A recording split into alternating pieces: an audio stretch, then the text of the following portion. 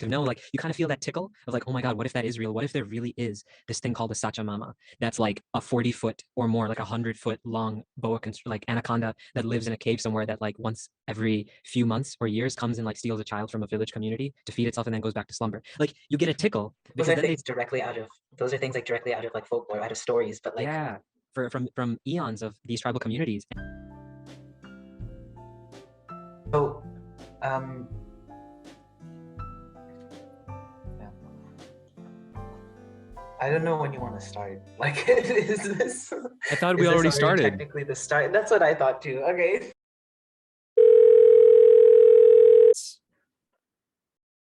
Okay. So talk a little bit about what this story is going to be about. Like, what is this story? People are gonna. You mentioned that people ask you at work or whatever. What Yeah, like I've so had what a is couple of people this? ask, like, what is it actually about? And that's why I posted the thing about the like the actual synopsis. I mean, like just to be quick, like just on the back of the little book print you got me, it's before I just kind of like extrapolate and kind of say what it's about, the word by word, it's swept off by a sentient tree boat to the vast Cyan Sea. 12-year-old Arianella's predicament is a terrible one. Curiously, the fierce currents and storms of the open ocean do not present a danger to her.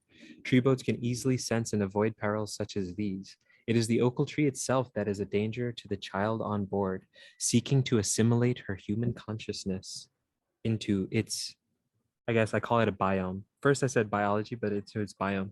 So on the basic level, that's what it's about.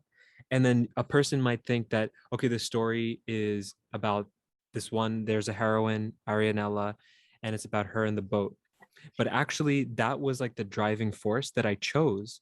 However, specifically with this book, I really wanted that communal aspect of the fact that it takes a lot of different people to influence the trajectory of like society or the world or whatever is happening. And there's a lot of different people on a journey that kind of coalesces. Like they are all in their own spaces and they have their own experience, but it kind of emerges. So actually, the story is about Tala Lanwi, who's a captain of a tree boat. She herself is an outsider, which is interesting because tree boats are actually tended to by these Riteti people. And in their language, Riteti means mediators. So there's those people. Then there's Navis, there's Miley or Millie, there's Leme, and that's Arianella's adoptive family. So then they play into it. And then there's Niniola, who is a woman in her 60s who's been widowed and has become quite closed off. And the story really follows her. And then there's Captain Abdenbi, who's like you know, a wayfarer, and he involves him, and Right. I mean, there's a lot of perspectives in the story, and we talked a lot Mhm. about that when you were like just getting into it. But the cool thing is like, um, I mean, like the relationships between them are they feel very real because I don't know, you did a good job with making all of those characters interact in a cohesive way where it doesn't feel like overwhelming. You know what I mean? Um, Definitely. I mean, in the initial drafts, it was a little bit, and you helped, as well as Paul Whitcover, the editor, helped me that concept of head hopping, because what happens in a lot of non-traditional books is that it becomes kind of chaotic because in within the same paragraph, the perspective might jump. So I had to make, like, there's 8 drafts now, and by the last draft, I had to make sure I literally made a new paragraph when yeah, like can we something, talk say about that? novice. Sure. Yeah. How long you've worked on this so long. I mean, I mean, I remember you're 8 years older than me, so you have always had journals and stuff. And then you I remember I even found mom and dad had like kept some of your elementary school like stories and things. And you've been writing since then. And so this book took 8 official drafts to kind of get to where it is now. Yeah. That's insane. So That's a lot of yeah, work. so the way, what's really interesting is like it wasn't like I chose to write the story and then I was just like chipping away at it for 8 years. It was more like stories were written early on, and a lot during the travels and through journaling, and they were kind of like these very rough drafts that were unrelated to the tree boat tale. And it was more from just like wanting to express something, wanting to share perspectives. And I remember back in the day, my original stories were very didactic, where it was like I was trying to explain or share like a lesson or values or something. It was like that, and it would get tiresome. And then so what really inspired the Treeboat Tales, and this is still like years ago, it was like officially like really started embarking on the Treeboat Tale in like 2016, I would say. And it was this image. I'm going to share screen so you all can see the actual image that started the interest, which was by this artist who is on like DeviantArt. And I've tried to contact him and stuff, but he's not really active anymore. It's like some guy, Luis something. I'll have to find it. But it was this image. Can you see it? Yeah. Yes, it was this image of a tree boat. And I just loved it. It just captured my attention and imagination. And my first draft even had this magical portal where you have the tree, and then there would be a door, and you go inside it, and it would open up into this like a Howl's Moving Castle kind of thing. If Mm. you actually read the book, there's like, you open or you even see the movie actually, and you open it, and it leaves into much more of a vaster plane, and there's like stairs and secondary levels, and so this had that, the first draft. And then eventually I brought the story more and more into like kind of like the physics of our world. And so there's actually, the boat is larger, and there's a cabin, and the tree doesn't have a window inside it. But so it evolved from that. But the basic premise, the dangling vines, the broccoli shape, the birds, that all stayed. So that's when the tree boat, actually the idea, I found a vessel, I found like an archetypal image to start working off of and bring a lot of those ideas into one cohesive story. And then just in terms of time and travel and going back to school, extended that writing period. But I found that when I had those like chunks of time to write, it was just pouring out. And I was really Yeah. beginning to write what I wanted to read in stories these days, which was like fast paced, multiple perspectives, and something that was compelling in terms of a story. And I started removing some of the more didactic, like explanatory things, and just started kind of going with the flow of a story. So yeah, It's that's the fascinating. image. Yeah. That's so cool. I So mean, I'll it's stop also kind of sharing for a cool to sec. think about like all, I didn't kind of think about that, how much a story changes between drafts. You know what I mean? Sometimes Yeah. you feel like whatever you write, whatever comes out initially, is the thing that's going to stay and going to be it. But there's so much that evolves. Like even the idea of like changing the physics of your world can Yeah. change between drafts. Like that's pretty Yeah. cool. Well, Well, it's so okay, cool because we're creators. We can like do anything. Yeah. totally. When I you're mean, creating that okay, so world. then that's true. So you can create anything, but the the the most potent stories, like we love J.R.R. Tolkien, right? We always talk about Tolkien, Lord of the Rings. The most potent stories are born out of things that feel real because they're based off of things that are already established or kind of already real. So talk about also your travels. Like what, so first of all, you were in like Peru for God knows how many years, like 5 years, something like that, Well, right? In over the total. course of 5 years, yeah, Right. at like four S- month chunks, 3 month chunk, 5 month chunk. Right. So first of all, why? I mean, I've like as you we had this conversation too. Like I almost take it for granted. I was so young when you guys left that like it's kind of crazy to think about. But why Peru? And then also, how is that? Why is that such like fertile ground to write a story in terms of like stories already established or some I don't know.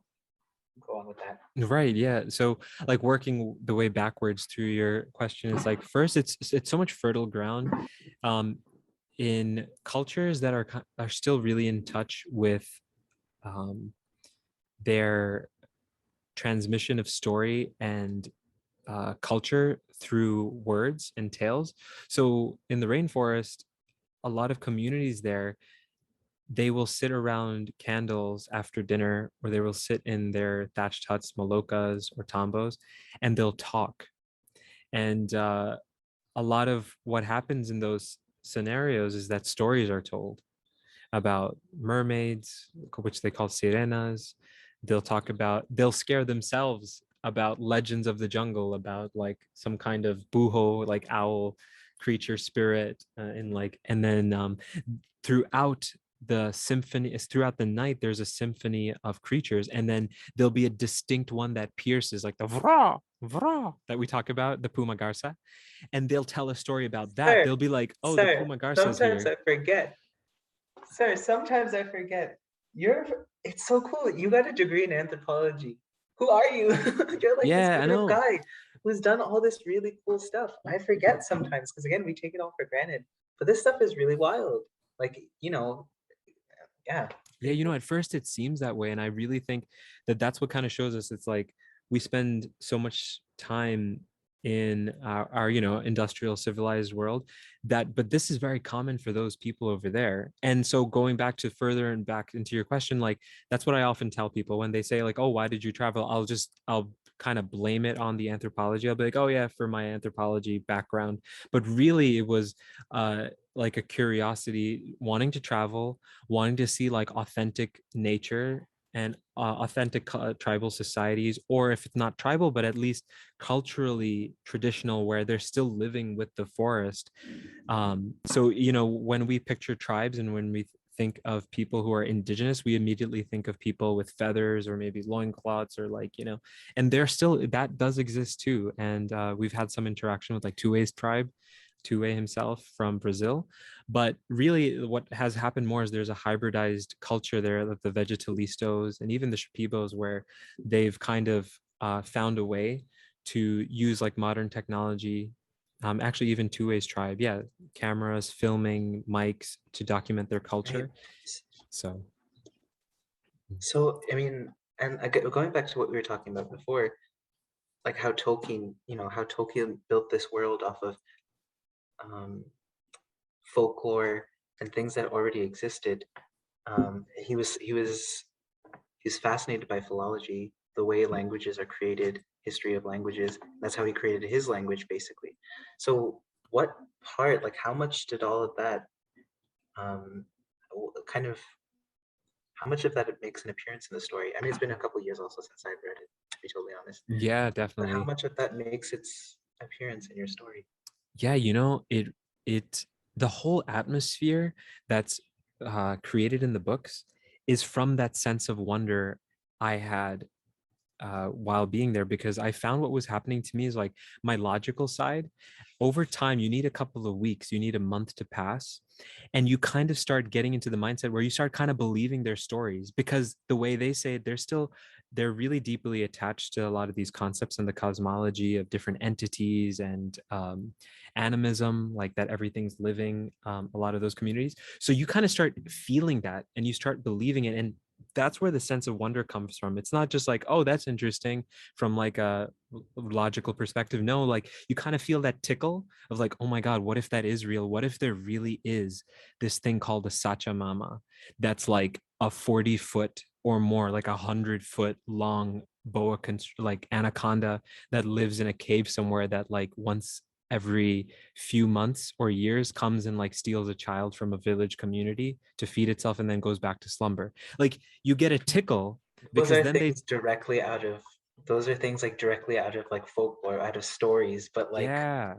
from eons of these tribal communities. And the thing is, then you see a boa that's not 100 feet long, but then you're like, oh my God, that's definitely like a baby boa, or that's like somehow related to that. Or you go on a deep jungle hike and you see this cave in this area with rushing water and like waterfall, like crystal clear water pouring down from like the soil, and you're just like in this atmosphere, this humid breathing atmosphere of this constant chiming, and not a car to be heard, and your brain gets disconnected from all the usual, you know sensory input that you're used to in, say, New York, where we're from.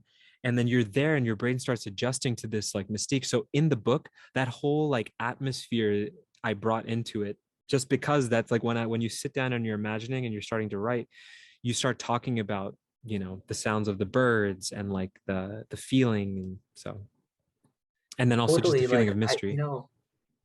yeah, I one thing I love, I mean, what everybody loves when they read a really good piece of literature, a story, or when they watch a really good movie, is you get into this world where you really feel like you're in it.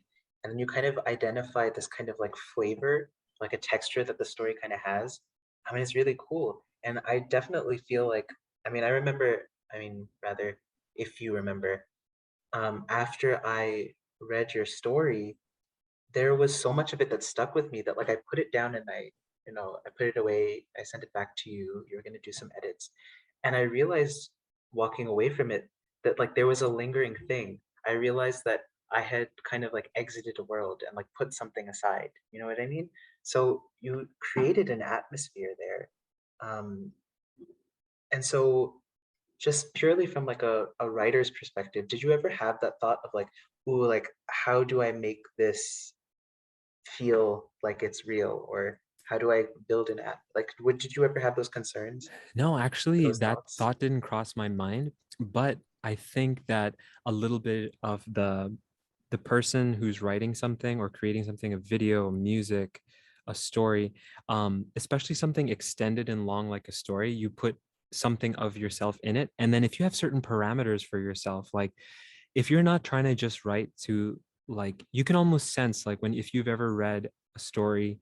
I'm not going to like mention any ones in particular, but I've read some like pop speculative fiction books that are really like they're almost like going through a checklist of whether it's environmentalism or whether it's like like F capitalism, or it's like it's a very specific checklist, and you don't really feel an atmosphere, but you see a lot of the things that you might like, the concepts, and even like almost direct quotes sometimes from like a news feed on social media. Like it's that, and it sells well because it's like put in Yes. story format. So in my case, when I was writing, it was more like I was trying to capture a certain feeling of wonder and excitement.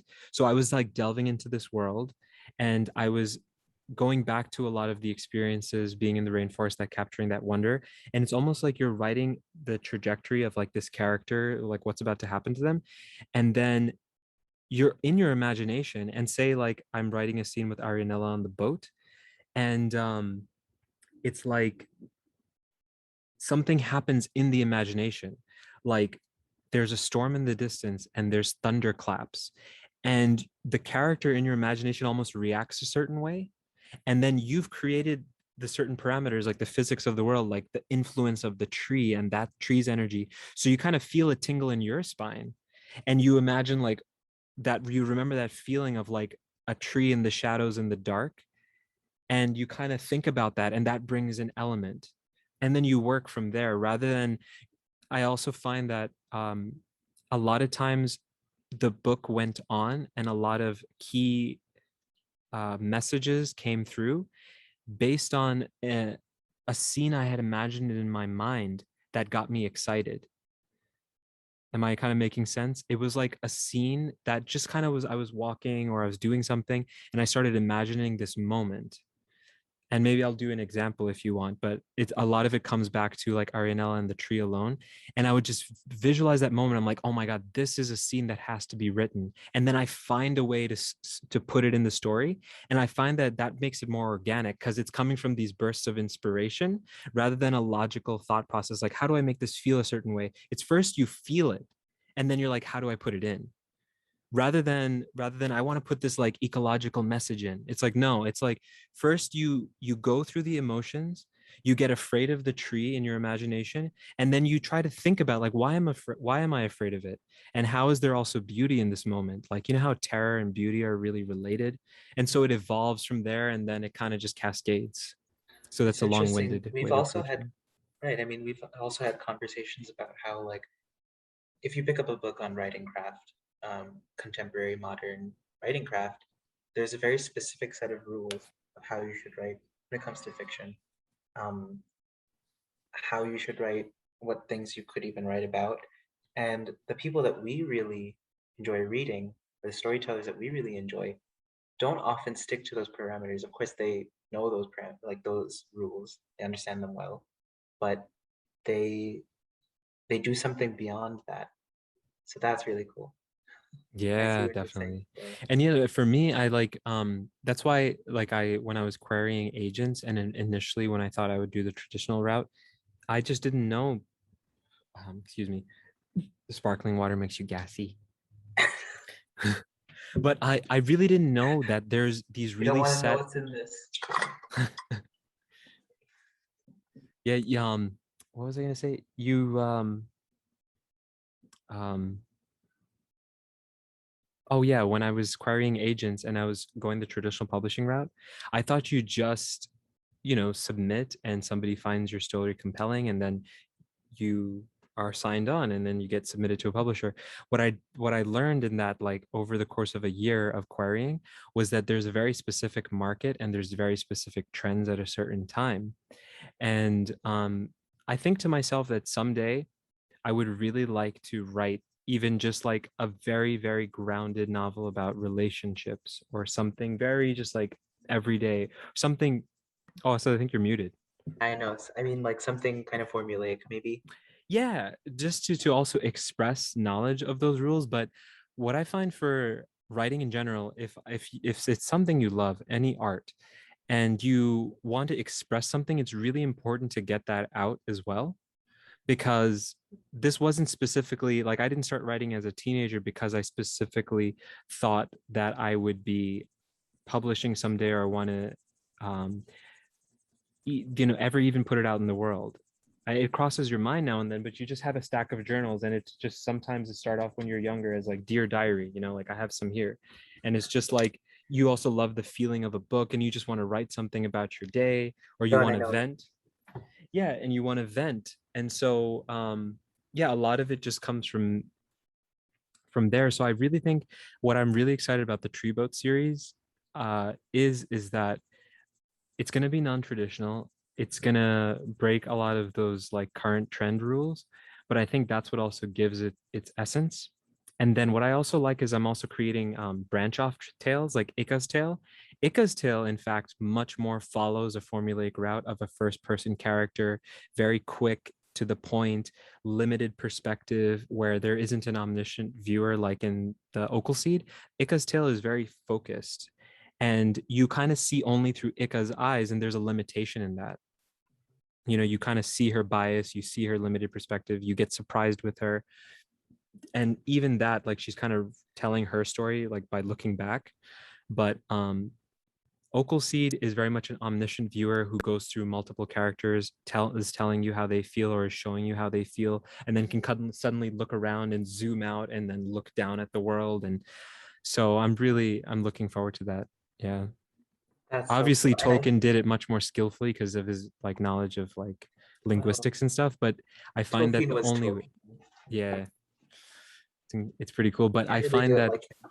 that's what was inspiring about him though. It's like, Yeah. But I totally see how self-publishing that route works for you too, because you were querying a lot, and I know that was really stressful. And one day, I imagine that's gonna. I mean, that will happen. I know one day, but um, you've had success, enough with releasing your own music, and you tap into this thing of people who are kind of like finding their own way.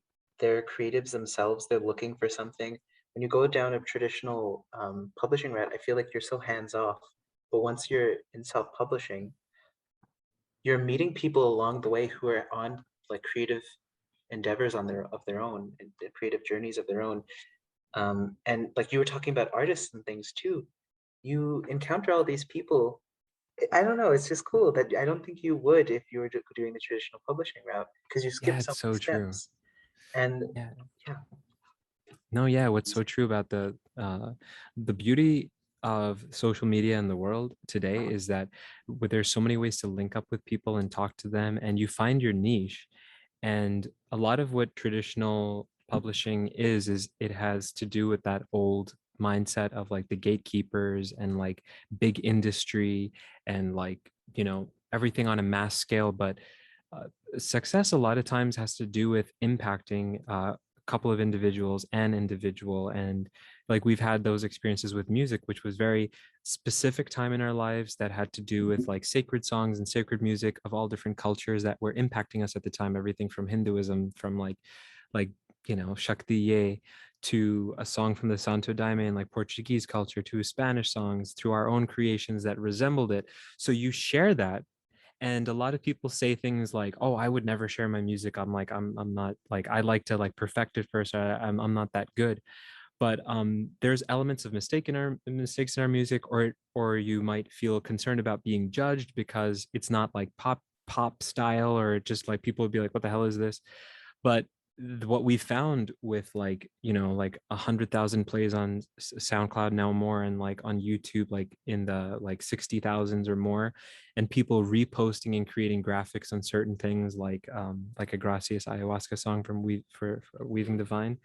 What's really cool about that is you find that whatever that process was, we were humble enough to share it because we were also feeling something. And I keep returning to like the feeling and inspiration.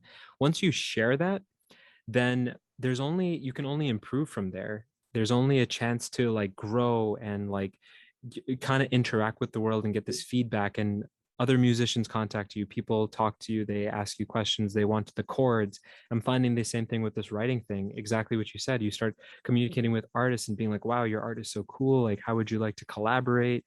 Yeah, and it just becomes a more holistic, kind of like community, grassroots based life you start living, rather than an I can't wait isolated. to see what by the way, your cover comes out to be. I I know it'll know, probably be a I can't process. wait. Yeah. I know it's going to be a process, and you're going to have to kind of go through probably some drafts. It would be really weird if they sent you the first thing and it's like If it is, but I'd be happy. But I mean, that so would we're be. recording this as of, it's August 25th.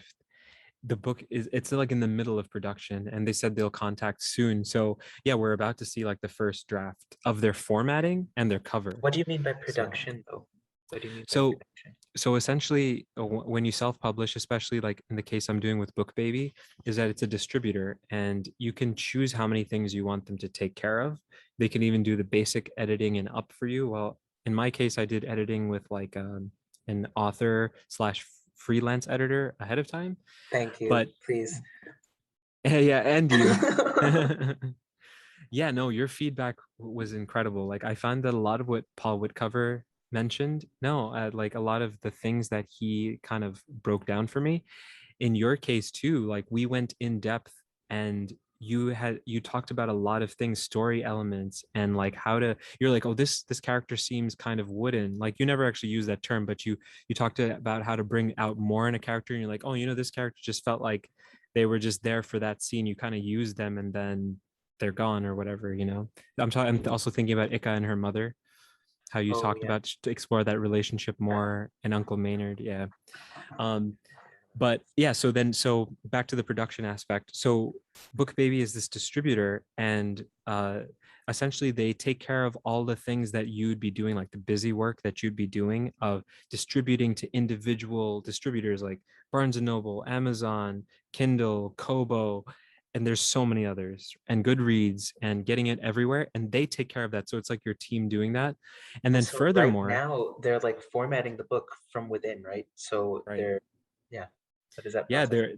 they're you know messing with the chapter font size. I gave them the font that I'd like, but size and the spacing, and where the indents and the actual like how the paragraph ends, and how it would look in like in a physical copy of a book, and then how it would look in an ebook, and how the art would appear, and all that stuff. So yeah, it's really takes a lot off your mind.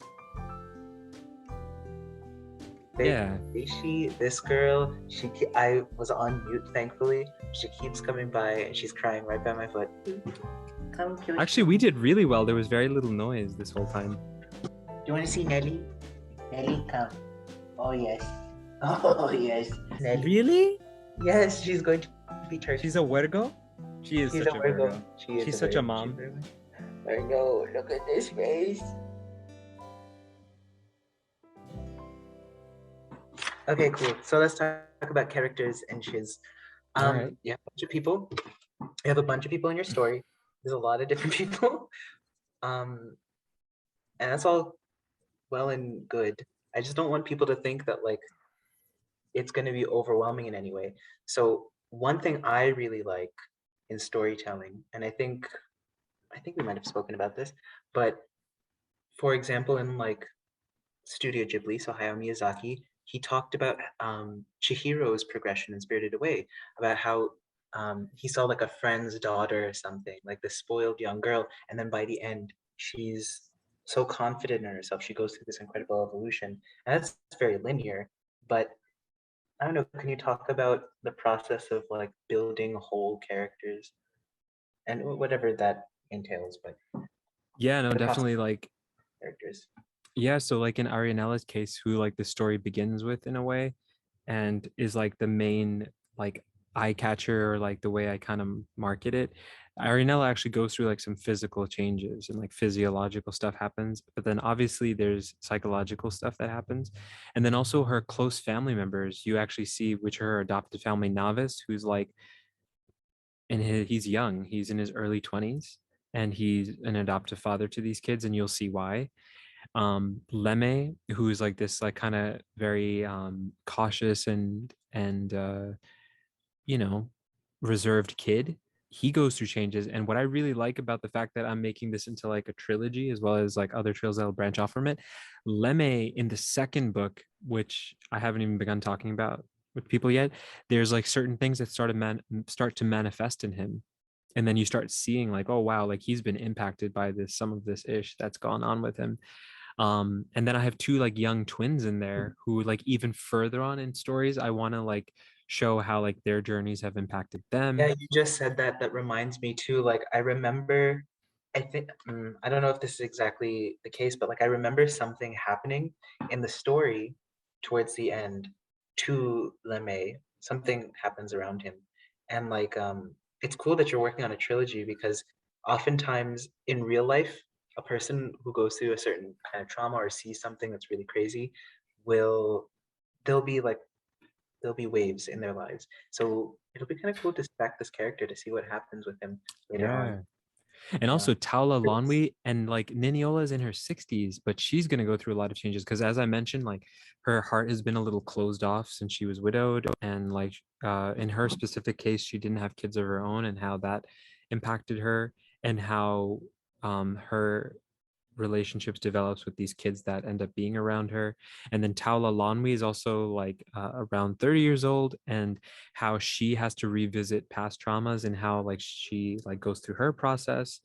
And then, so as I mentioned, like obviously the Treeboat takes Arianella away, but then the story progresses into many more aspects where we only see glimpses of Arianella on the Treeboat. And there's like these sections within the book called Arianella at Sea. And that's like her specific interactions with the Treeboat alone. But then there's a whole journey. The driving force of the story is actually with Taula, Navis, Neniola, Miley, and Toomey, the young twins, and that group who are going out to like try to catch her, try to catch the boat and her. And then that links us to the Riteti Islands, which links us to this force behind a lot of what's going on, which is Ravalo Oterbor. And he's this individual who has like this knowledge similar to like a lot of the tribal groups, and he has knowledge of the tree boats and how he's up to some more nefarious things and how he's up to no good, and how he's kind of like been involved in various sequences and situations behind the story that are not even written about. So there's all that happening. And So I want to pull you away for a second because we're both so interested in those figures in stories, like these very elderly figures. They're often men who are tapped into like some other frequency, like Dumbledore or Gandalf or something, like yeah. some really cool ish. In your book, though, there is the presence. There are those characters do make an appearance, but they're usually like elderly women. Mm. Pretty cool. So why did you make that decision to kind Well, of well, another work out disclosure that? about this book. Yeah, another disclosure is like essentially it's a speculative fiction book that's taking place 14,700 years in the future. And the reason why I choose that number or that like span of years is because that kind of marks different like if you go back 14,700 years, that marks a certain specific you would call it an ice age or specific transitional time in the earth. And so what I was looking at was like a more matriarchal society, and where like the wise woman takes the role of not of power but of guidance and of importance. So yeah, it's usually like an old small woman, like an elderly woman, and it just felt right because of some of the elderly women we've met. Of course we met, you know, a lot of men too, but yeah, I like the whole concept of like the cantankerous or the knowledgeable old woman. Yeah, can you talk about what is her name? Little Weedy, or like the Old inspiration? Weedy. Old Weedy, whatever, and the Well, inspiration. Old Weedy and Ika's Tale, which is like a forthcoming novel, which I want to release by March of 2022. Old Weedy came from this thing that Zara once told me. She's like, you know, there was this like old lady in Tenafly, an Asian lady, small Asian lady who had like a big hat, and like she would come around and she would actually pluck what like her mom, Zara's mom, and her thought were weeds, and she also like plucked dandelions, and like from their yard, like Oh, she'd from walk there. by. Yeah, they'd see her come by and she'd like walk off and like she'd collect stuff. So that stayed with me, and I was like, that is so cool. Like we have no idea who this woman, and she could have been an herbalist, she could have been like a Korean grandma who like just had some kind of like, you know, attachment to her like cultural roots, made like a dandelion stew, dandelion tea. And yeah, that just stuck with me. So Old Weedy became an interesting character in Ika's Tale. And then there's Mama Gogo and others in, yeah, in the Oaql Seed, who also came from similar ideas, you know. Yeah, it's funny Um, that these small insignificant appearances in our lives can like capture our imagination in such an interesting way. You know what I yeah, mean? I believe we give meaning to those little incidences in our lives. They could just, we could kind of breeze through life with this sense of like, you know, like it's almost like a blur, and then you never think about that person again. Or you can really like pull these things back and weave it into a creative process, and you can create meaning out of it. And now just that random story from Tenafly could have just gone, we could have just kind of forgotten about it, or would have come up in a conversation now and then, but now it's immortalized in this work, in this book. And a lot of what I've done with this book too is like things like you, for example, you, some of our companions, close friends, cousins, people, they'll find things, they'll find characters with certain idiosyncrasies, or they'll find little like inside jokes within the I book. swear to God, if I find Yeah, so essentially, yeah, it's this fun opportunity, and you're create, that's, remember, it goes back to the atmosphere you're talking about, and characters, that's where they stem from.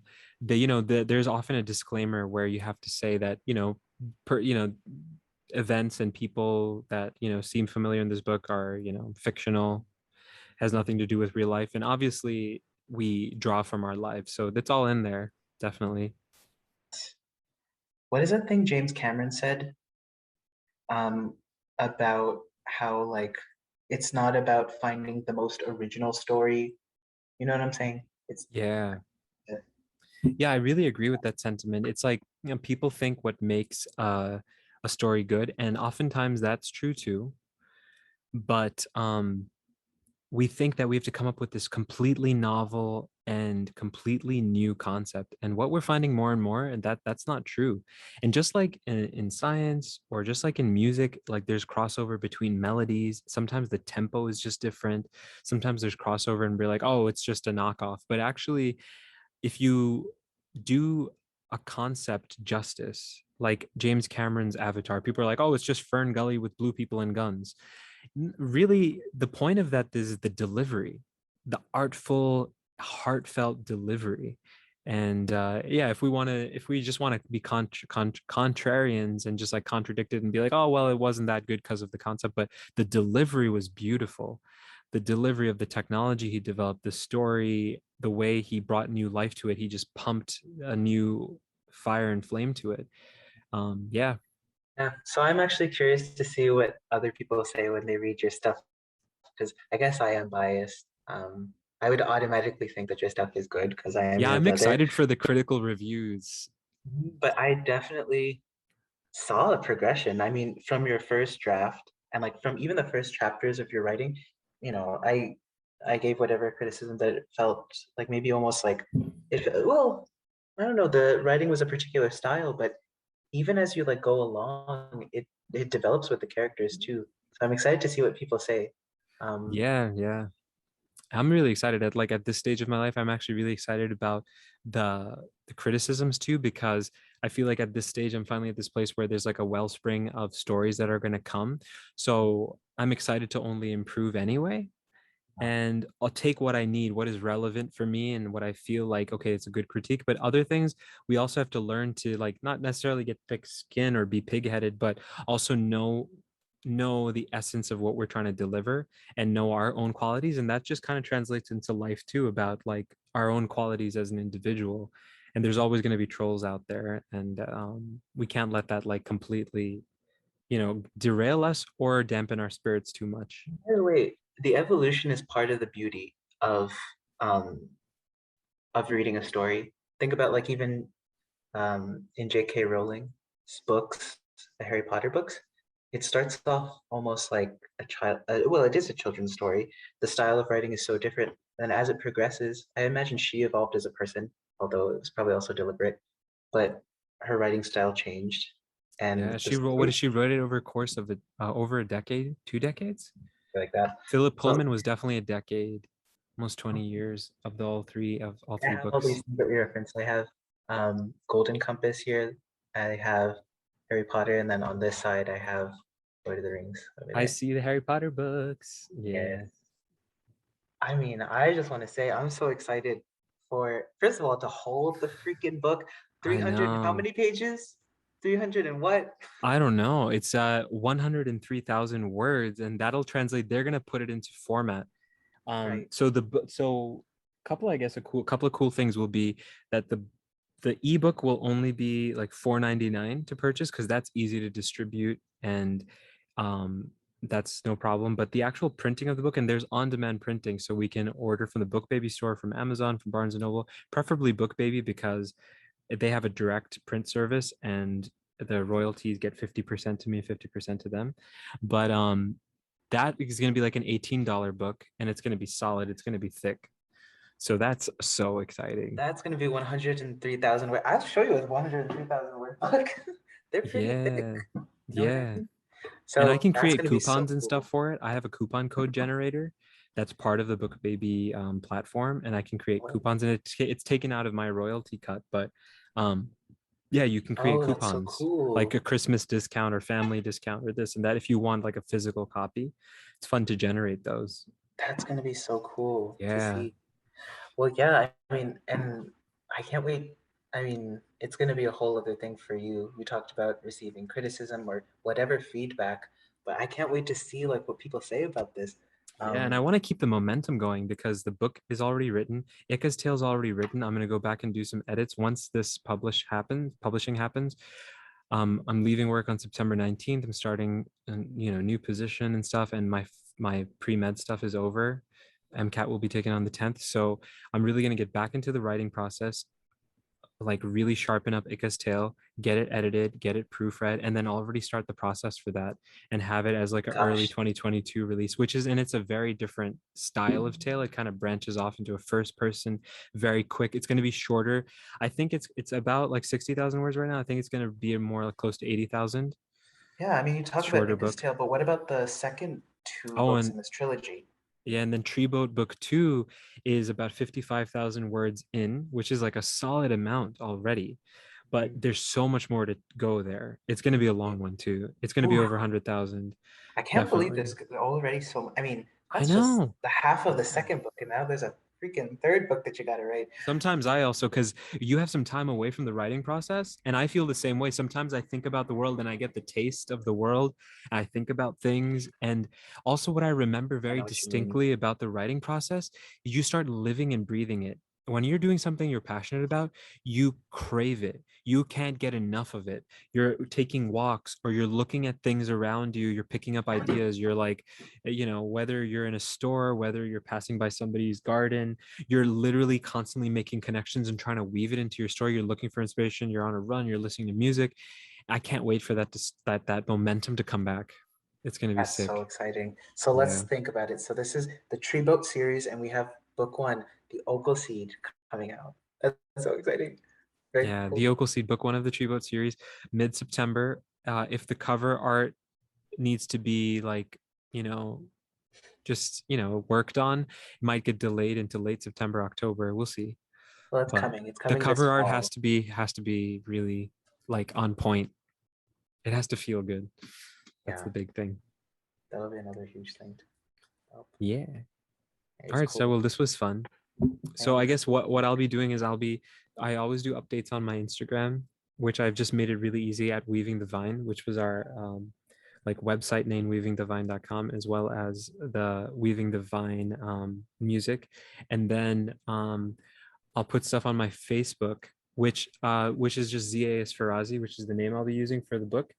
And then there's going to be a Weaving the Vine page where I'll just post all my like link. It'll be like a shop for the book, and then the newsletter, which I send out, the Weaving the Vine newsletter, and that'll have like the art releases, coupon code probably in the future.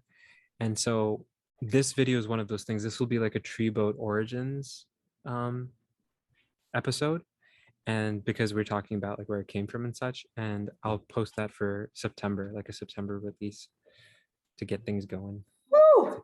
Oh, and the other thing will be I can't wait for in-person stuff. Like I'm gonna go to the bookstores around Rochester.